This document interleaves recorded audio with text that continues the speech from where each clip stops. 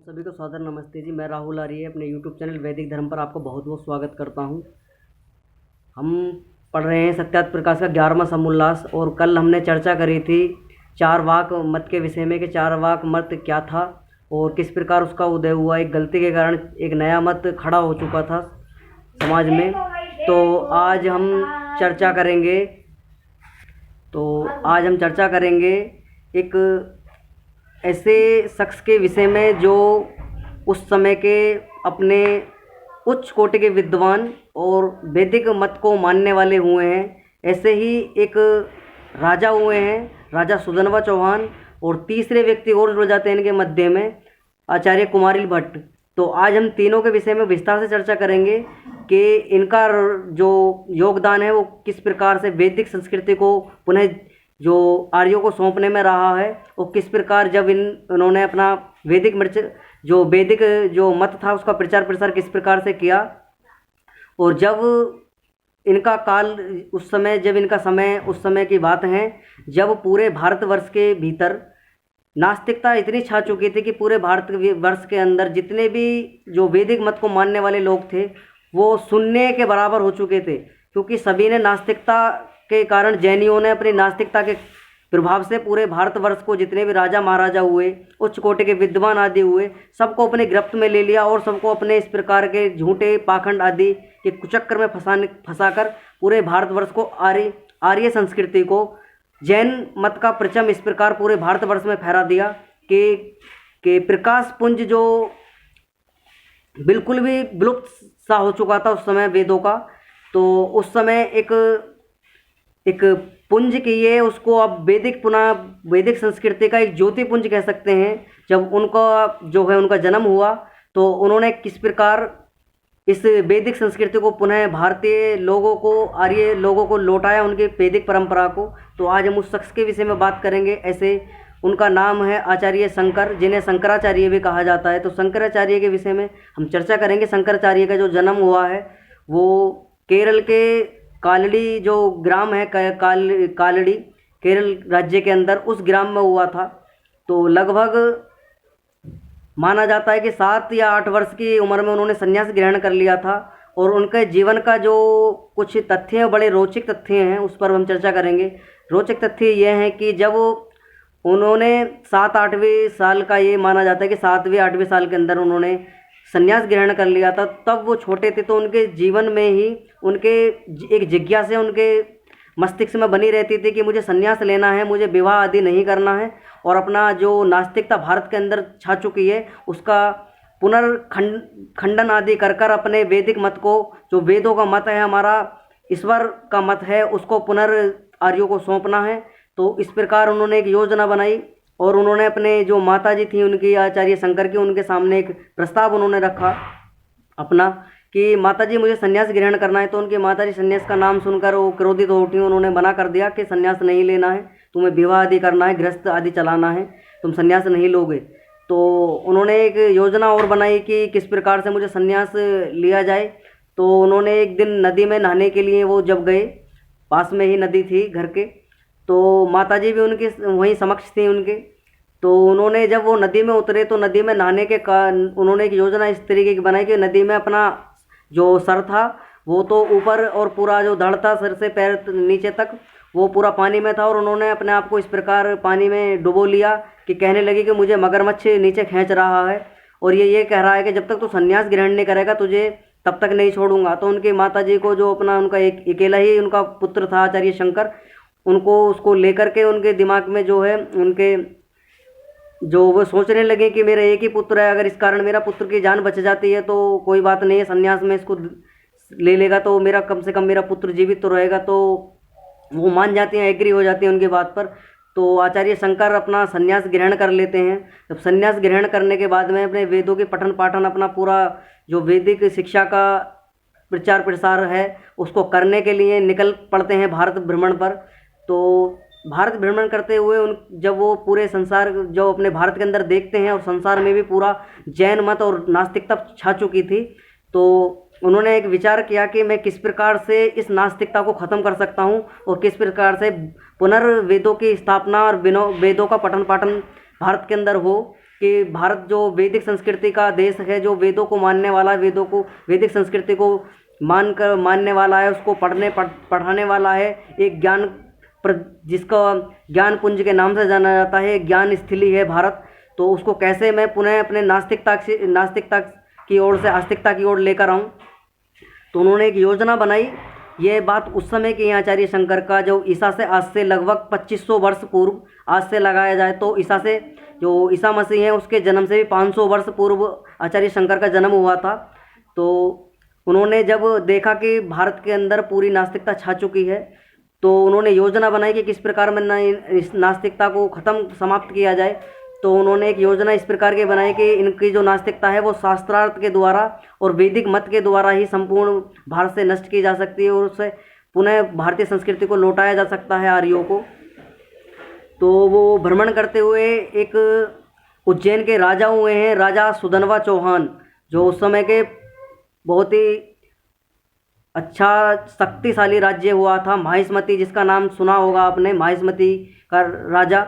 तो सुधनवा चौहान का नाम जो है आपने बहुत कमी के अनुसार सुना होगा, क्योंकि इतिहास में वामपंथी लोगों के द्वारा इतिहास मिटाया गया है। मुगलों आदि और जो भारत के राजा महाराजा हुए उनको पिटता हुआ इस प्रकार का दिखाया गया है कि भारत के अंदर तो कोई इस प्रकार के वीर हुए ही नहीं है, सब मुगल आदि से लड़ पिटते थे। इस प्रकार की मानसिकता का इतिहास वामपंथियों के द्वारा लिखा गया है। लेकिन मैं आपको बता दूं, पूरे भारतवर्ष के अंदर जितने भी राजा महाराजा हुए उच्च कोटि के रण विद्या के, अति कुशल और अति प्रांगत युद्ध विद्या में के जो राजा हुए हैं, इस प्रकार की जो हमारी धनुर्वेद आदि की शिक्षा हुआ करती थी, पूरे युद्ध आदि की विद्या में निपुण हुआ करते थे हमारे राजा महाराजा, और किसी भी प्रकार का किसी से भय नहीं होता था, ना किसी से पराजय उन्होंने स्वीकार करी। आज तक राजा महाराजाओं ने लड़ गए, मर गए, पूरे प्रजा भारत के अंदर जान तो अपने दे दी, लेकिन किसी का मत इस प्रकार स्वीकार नहीं किया।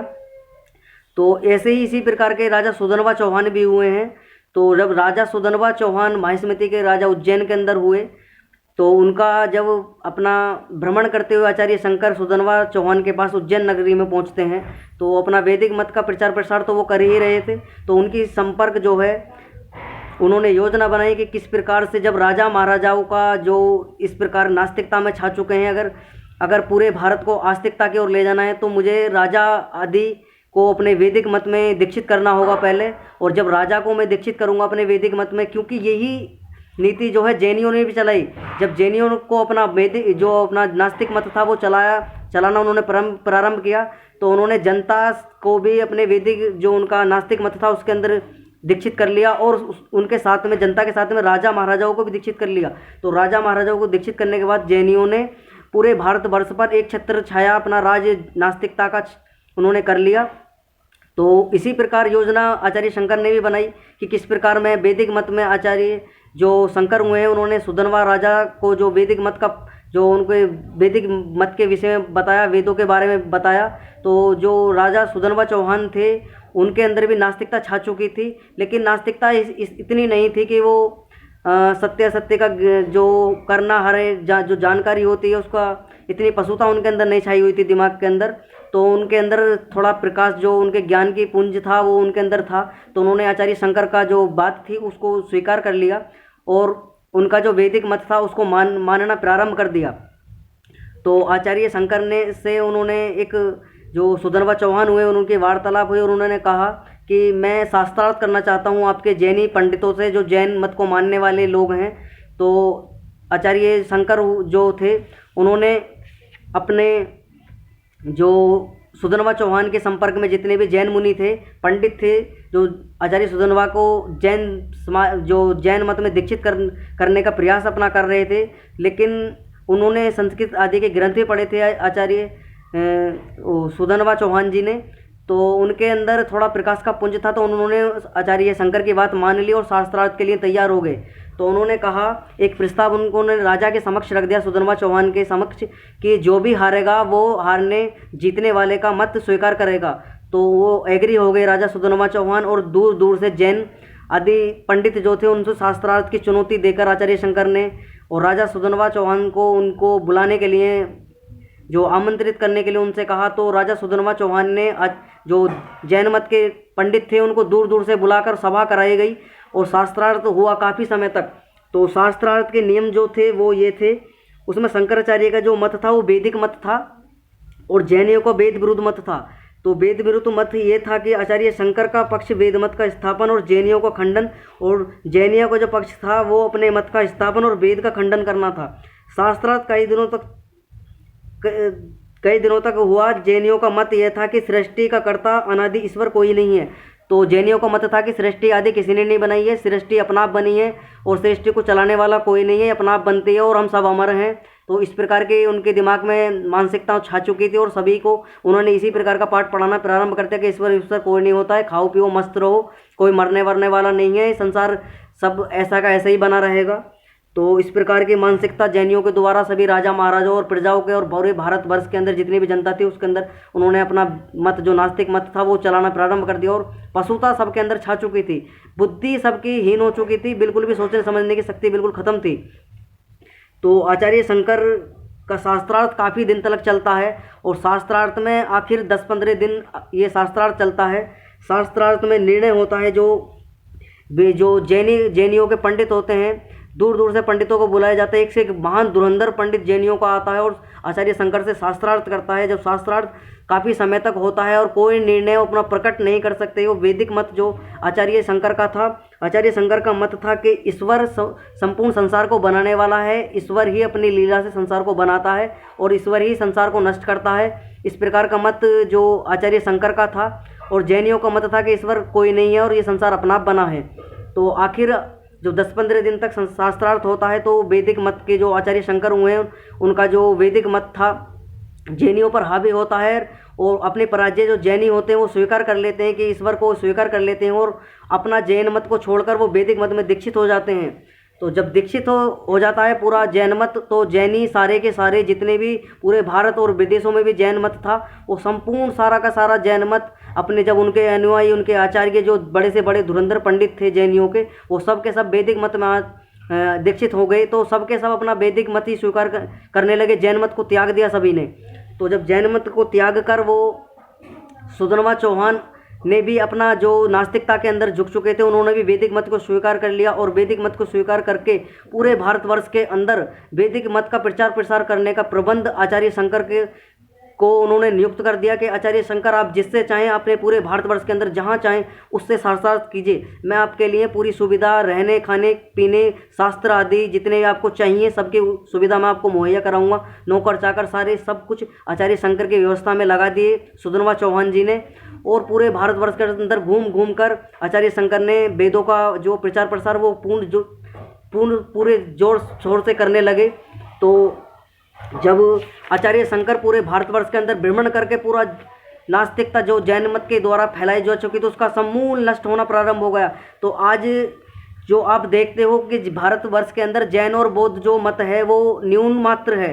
तो यह उस समय की बात है जब राजा सुधनवा चौहान और आचार्य शंकर के द्वारा जो ये निर्णय हुआ वैदिक मत को स्वीकार किया। और जो आचार्य शंकर जो हुए हैं आचार्य शंकराचार्य, जब इनके द्वारा शास्त्रार्थ में जैन पंडितों को हरा दिया गया तो सभी ने वैदिक मत स्वीकार कर लिया। और तभी से पूरे भारतवर्ष के अंदर जैनी आदि जितने भी जो हुए हैं सभी ने अपनी मूर्ति आदि डर के मारे कुछ तो ज़मीन में गाड़ दी, कुछ नास्तिकता के कारण जो वैदिक मत में दीक्षित हो चुके थे जैनियों ने जो दीक्षित अपने जैन मत में कर लिए थे उन्होंने पुनः वैदिक मत को स्वीकार करने के बाद अपने जैन आदियों की जो मूर्ति थी वो तोड़ फोड़ के इधर उधर फेंकनी प्रारंभ कर दी।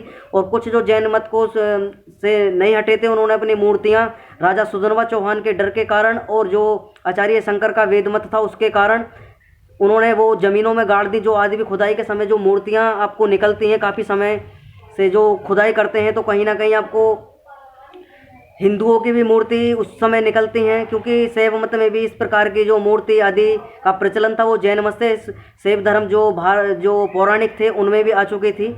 तो उन्होंने अपने सभी प्रकार की मूर्ति आदियों को ज़मीन में दबाना प्रारंभ कर दिया। आज भी खुदाई में वो मूर्ति निकलती हैं। और भारत में जो जैन मत नास्तिकता छाई हुई थी वो राजा सुधनवा चौहान और आचार्य शंकर जो शंकराचार्य हुए उन्हीं के कारण पूरे भारतवर्ष से बौद्ध और जैन का सफाया हुआ और सभी ने वैदिक मत को स्वीकार कर लिया। तो भारत के अंदर तो जैन मत समाप्ति हो चुका था लगभग, अब तो बहुत ना के बराबर जैन मत और बौद्ध मत है।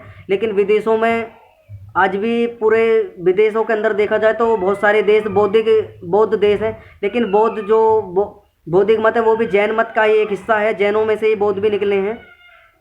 तो इस पर आगे चर्चा करते हैं हम।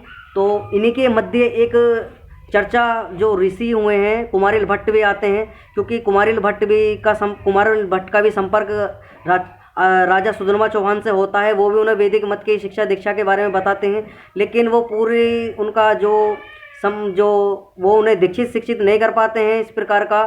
तो लेकिन उनको समझाने का बहुत प्रयास करते हैं कुमारिल भट्ट भी। लेकिन जब वो संपर्क में आ जाते हैं आचार्य शंकर के और उनको पूरा वैदिक पठन पाठन उनको समझाया जाता है, वैदिक मत और वैदिक धर्म के बारे में उनको शिक्षा दी जाती है राजा सुधर्मा चौहान को। तो उनके दिमाग का जो सत्य असत्य ग्रहण करके उनके दिमाग में वैदिक मत जो है उसका प्रचार प्रसार हो जाता है, वो ग्रहण कर लेते हैं वैदिक मत को। तो आगे लिखते हैं, महर्षि दयानंद सरस्वती राजाओं ने जो है रक्षा के लिए साथ साथ में नौकर चाकर भी रख दिए। तो उस समय सबके यज्ञोपवीत, तो जब जैन मत ने सबके यज्ञोपवीत आदि का सबका मना कर दी थी, तो उस समय जनेऊ आदि टीका आदि और सबको पठन पाठन वेदों की जो परंपरा थी वो सब इस प्रकार के लागू आचार्य शंकर के द्वारा कर दी गई। और जो जैनियों के मंदिर थे उनको आचार्य शंकर और सुधर्मा चौहान की योजना थी कि जो जैनियों के मंदिर हैं जिनमें मूर्ति आदि जैनियों ने बना के खड़ी कर दी हैं, 24 तीर्थंकर हो गए और उनके पूजा पाठ कर रहे हैं। तो आचार्य शंकर और सुधर्मा चौहान का मूर्ति आदि को तोड़ने का कोई वो नहीं था, उनका मनसा नहीं थी। लेकिन उनका एक उद्देश्य था कि जितने भी जैनियों के द्वारा मंदिर बनाए गए इनके अंदर वैदिक पाठशालाएं खोली जाएं और इनके अंदर वैदिक मत का प्रचार प्रसार हो, वैदिक धर्म की शिक्षा दीक्षा दी जाए। लेकिन जैनियों ने अपने जो डर के मारे कुछ तो मूर्तियों को छुपा दिया, कुछों को उन्होंने जो वैदिक धर्म स्वीकार कर चुके थे जैनी, जो पुनः जैन से जो वैदिक धर्म से जैन हो गए, जो फिर पुनः जैनों से वैदिक मत में आ चुके थे, उन्होंने अपने मंदिर आदि को तोड़ना प्रारंभ कर दिया।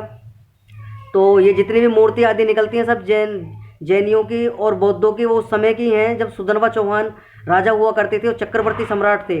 और इतने शक्तिशाली पराक्रमी राजा हुए हैं सुधर्मा चौहान जिन्होंने आचार्य शंकर से शिक्षा दीक्षा लेकर और इस प्रकार की 18 कलाओं का युद्ध कौशल में उन्होंने शिक्षा दीक्षा आचार्य शंकर जी से ली और जिसके कारण उन्होंने विदेशों में भी अपना परचम लहराया।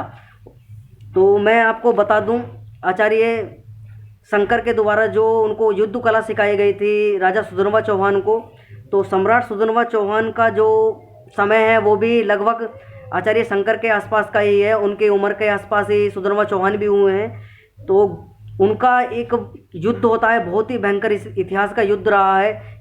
ग्रीस के एक शासक हुआ है थाईमोतेस के साथ में जब युद्ध होता है वहाँ पर युद्ध का नाम है बैटल ऑफ थंडर। तो ये युद्ध बैटल ऑफ थंडर के नाम से जाना है। इतना भयंकर युद्ध हुआ है कि कहा जाता है कि जब ये युद्ध में दोनों सेनाएं लड़ती थी तो इस प्रकार वज्रपात रण मैदान के अंदर होता था कि जैसे कि आकाश से बिजली भूमि से टकराती है, इस प्रकार की गर्जना, इतनी भयंकर काट मार, इतना भयंकर युद्ध हुआ जिसके कारण जो ग्रीस का एथेंस का शासक था थाईमोतेस, उसकी हार हुई और उसने जो सुधर्मा चौहान थे उनका पराजय होने के बाद में थाईमोतेस ने अपनी पराजय स्वीकार कर ली और अपना जो उनका राज्य था थाईमोतेस का जो राज्य था एथेंस ग्रीस, वो पूरे सारा का सारा राज्य अपने अंडर में कर लिया राजा सुधर्मा चौहान ने। और जो सारी उसके अधिकार में आने वाले थे ग्रीस के जो सामर्थ्य जो राज्य थे उसके अंडर आने वाले राज्य थे जैसे बुल्गारिया, मैसिडोनिया, ग्रीस, एथेंस, उस समय दक्षिण पूरे यूरोप आदि पे सुधर्मा चौहान ने भगवा ध्वज फहरा दिया और पूरा वैदिक मत का प्रचार प्रसार उधर कर दिया पूरे यूरोप के ऊपर। और जब जो एथेंस का शासक था थाईमोतेस, उसने भी वैदिक मत को स्वीकार कर लिया और हार के कारण जो हमारा एक जो वैदिक पद्धति में एक नियम है युद्ध का कि हारने के बाद में जिस भी राजा को हराया जाता था कि इस प्रकार के युद्ध होते थे कि वो प्रजा को कोई किसी प्रकार का नुकसान नहीं पहुंचाते थे। युद्ध रण मैदान में होते थे, कोई भी किसी भी राजा किसी भी प्रजा की जो किसी भी राजा की प्रजा होती थी उस पर किसी भी प्रकार का अत्याचार, नारियों के साथ में कोई भी दुराचार इस प्रकार का नहीं करते थे। लेकिन जो भी राजा अपनी उस राजा को हरा देता था युद्ध में, वो अपने अंडर उस प्रजा को कर लेता था, अपनी उसी प्रजा का ऐसे ही पालन पोषण वो करता था जैसे अपनी प्रजा का करता था वो राजा। इसी प्रकार का राजा ने सुधर्मा चौहान ने भी जो ग्रीस देश हुआ है, उसके संपूर्ण राज्य जितने भी उसके अंडर में थे, सभी को अपनी प्रजा, अपने भारत की प्रजा के तरह ही अपना प्रेम भाव उन्होंने दिखाया। और किसी की नारी के साथ या किसी के बालक या किसी भी व्यक्ति के साथ में दुराचार प्रजा के साथ में किसी भी प्रकार का नहीं किया। लेकिन मुगलों के द्वारा देखा जाता है इतिहास में, वो इतने धूर्त और इतने पाखंडी हुए हैं, उन्होंने युद्ध के नाम पर राजाओं महाराजाओं को तो के साथ में छल किया ही, लेकिन जो प्रजा होती थी राजा महाराजाओं के अंडर में, उस प्रजा को वे नारियों के साथ में दुराचार बलात्कार इन नालायक धुर्तों ने किए हैं। और इनको पाखंडी वामपंथी इतिहासकार, जो भारत के वामपंथी इतिहासकार हुए, जो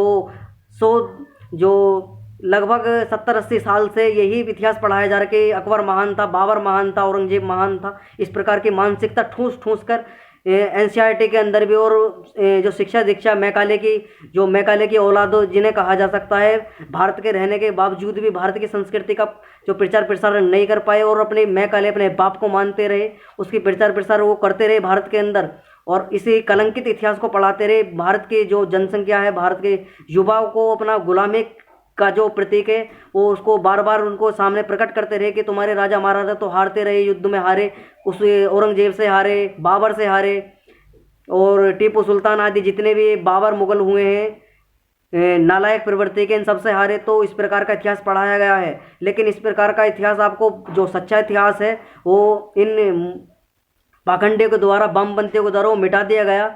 लेकिन जो कुछ इतिहास था, जो लोग इतिहास को मानने वाले थे, उन्होंने उसका इतिहास का संग्रह भी किया, जो उसी से ये बातें पता चलती हैं जो आज मैंने आपके सामने वाक्य प्रकट किया है कि किस प्रकार नास्तिकता भारत के अंदर छा चुकी थी, जैन मत कितना हावी हो चुका था।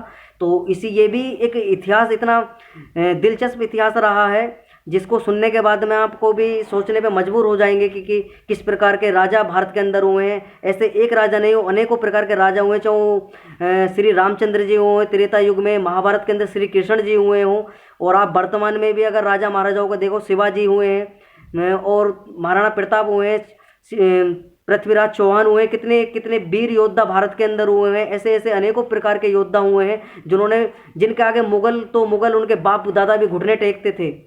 तो अपने इतिहास को समझना चाहिए, भारत की जनता को पढ़ना चाहिए अपना इतिहास।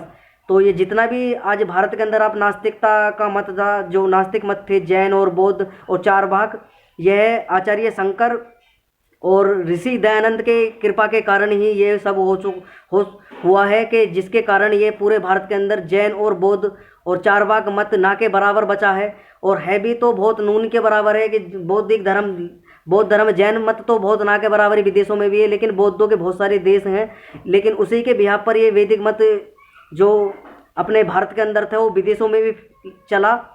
और जो जैनियों के द्वारा एक दोबारा से बौद्धों के नाम पर हुआ था, ये संप्रदाय जितने भी थे वो पौराणिकों की गलतियों के कारण ये सारे के सारे संप्रदाय पनपे थे, क्योंकि पौराणिकों के अंदर इतनी पौप लीला, पशुओं को मारना खाना इत्यादि, और स्त्रियों के साथ व्यभिचार आदि का जितना भी पाखंड था, ऊंचता नीचता समाज के अंदर इन पौराणिकों ने फैला दी, जिसके कारण बौद्ध और जैन और जो चारवाक मत था इसकी स्थापना मजबूरन लोगों को करनी पड़ी। लेकिन इन्होंने वेद आदि शास्त्रों का पढ़ने के ना कारण, इनका ज्ञान न होने के कारण ये भी उसी पौराणिक पौप लीला में फंस चुके थे, और इन्होंने भी अपने अलग अलग मत पंथ संप्रदाय चलाकर लोगों को मूर्ख बनाना प्रारंभ कर दिया। उद्देश्य तो उनका ठीक था, लेकिन ये ठीक ना करके, अपने इतिहास को ना जानकर, वैदिक मत को ना मानकर, वेदों को पठन पाठन ना करने के बाद जो इन्होंने नहीं पढ़े, तो ये भी पाखंड लीला में फंस चुके, और इन्होंने भी अपनी पाखंड लीला पूरे वैदिक धर्म, जो वैदिक संस्कृति को मानने वाले लोग थे, उन पर थोपना प्रारंभ कर दिया।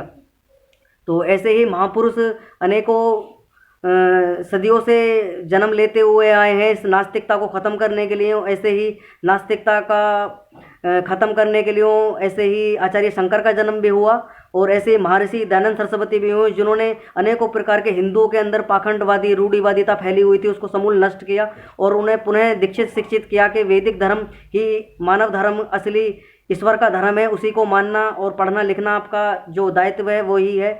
और ईश्वर और प्रकृति जीव ये सदा अनादि हैं, इनका बनाने वाला कोई नहीं है, ईश्वर ही जगत को बनाता है, और ईश्वर के द्वारा बनाया हुआ जगत जो है उसका भोग आत्माएं करती हैं, और अनेकों आत्माएं हैं।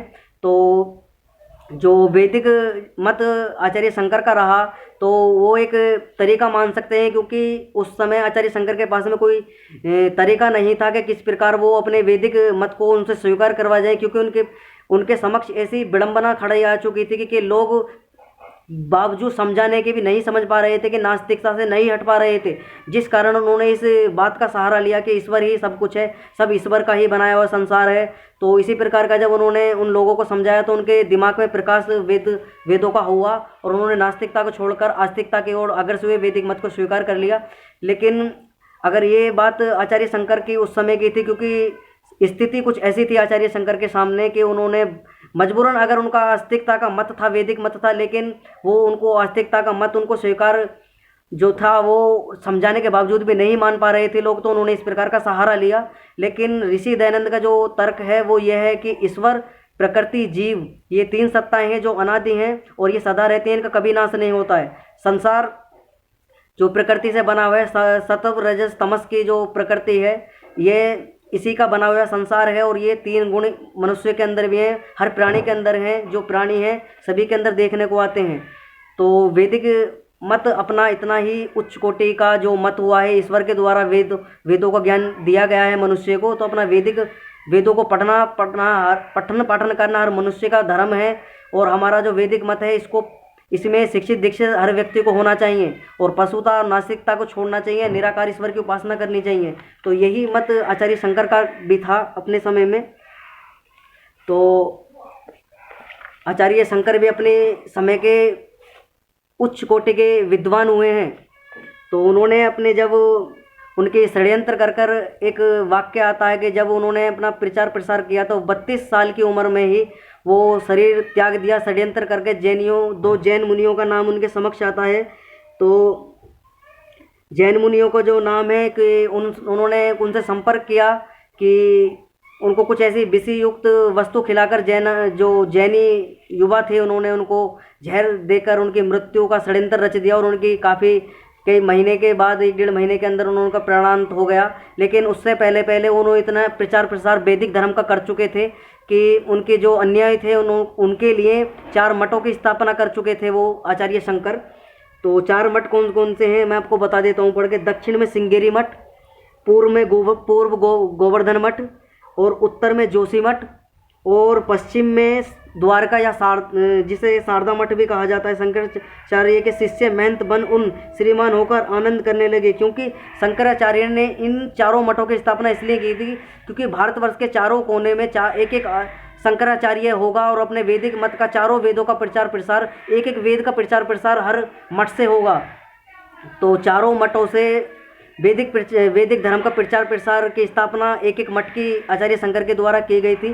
4 वेदों का पठन पाठन इन 4 मठों से होना था। लेकिन वर्तमान में देखा जाता है कि किसी भी आचार्य जो शंकराचार्य हैं वो वैदिक मत का पठन पाठन तो नहीं वर्तमान में देखने को आता है, और इस प्रकार की पाखंड लीला में फंस चुके हैं, और अपने अनेकों प्रकार के जो उनकी अलग ही लीला चलती है इस प्रकार के। लेकिन आचार्य शंकर का जो मत था वो वैदिक मत था, और उसको मानना चाहिए हर किसी को। तो 4 वेदों के लिए ही उनकी स्थापना हुई थी, आचार्य शंकर। तो हमने समझा कि किस प्रकार आचार्य शंकर, सुधन्वा, चौहान, भारत के जो राजा हुए हैं प्राचीन, उनका कितना बड़ा योगदान भारतवर्ष को पुनः वैदिक धर्म में शिक्षित दीक्षित करने का रहा है। और महर्षि दयानंद सरस्वती भी जो आर्य समाज के संस्थापक हुए हैं, वो भी आचार्य शंकर के ही जैसे ही वैदिक मत को मानने वाले हैं, और पुनर्वैदिक संस्कृति को लौटाने वाले, आर्यों को देने वाले हैं।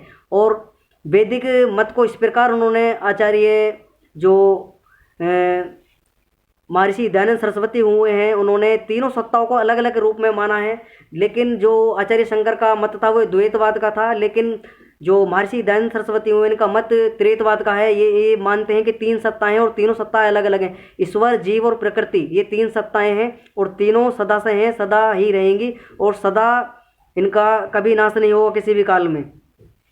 तो इसी प्रकार की मैं आपको इतिहास से रिलेटेड जानकारी आपको प्रोवाइड कराता रहूँगा। इसी प्रकार की वीडियो अपने वैदिक संस्कृति से, वैदिक धर्म से रिलेटेड आपको मिलती रहेंगी। तो आपका भी जो है, आपका भी दायित्व बनता है कि अधिक से अधिक, ज़्यादा से ज़्यादा वीडियो को शेयर करें, और अपने जो वैदिक धर्म का ज्ञान विज्ञान है उसको समझने की कोशिश करें, अपने इतिहास को समझने की कोशिश करें, पढ़ने की कोशिश करें, अपने इतिहास को जानें, और अपने वास्तविक मनुष्य जीवन का जो उद्देश्य है उसको समझें। तो आपका भी दायित्व बनता है कि ज़्यादा से ज़्यादा चैनल को सब्सक्राइब करें, लाइक करवाएं, फॉलो करवाएं। अगर आपका भी कोई इस इतिहास से रिलेटेड किसी प्रकार का प्रश्न है तो आप कमेंट बॉक्स में लिख सकते हैं, जिससे आप किसी भी विषय पर आप अगर ज्ञान विज्ञान से रिलेटेड वीडियो चाहते हैं, आपका कोई भी इस प्रकार का आपके दिमाग में कोई प्रश्न है तो आप कमेंट बॉक्स में लिख सकते हैं, जिसको मैं पढ़कर आपको उस विषय की जानकारी आपको प्रदान करा सकूं। तो आपका भी दायित्व बनता है कि ज़्यादा से ज़्यादा शेयर करें, चैनल को लाइक करें, सब्सक्राइब करें, फॉलो करें। और इसी के साथ कल हम चर्चा करेंगे दूसरे विषय पर। तो इसी के साथ आज वाणी को विराम। ओम सभी को सादर नमस्ते जी।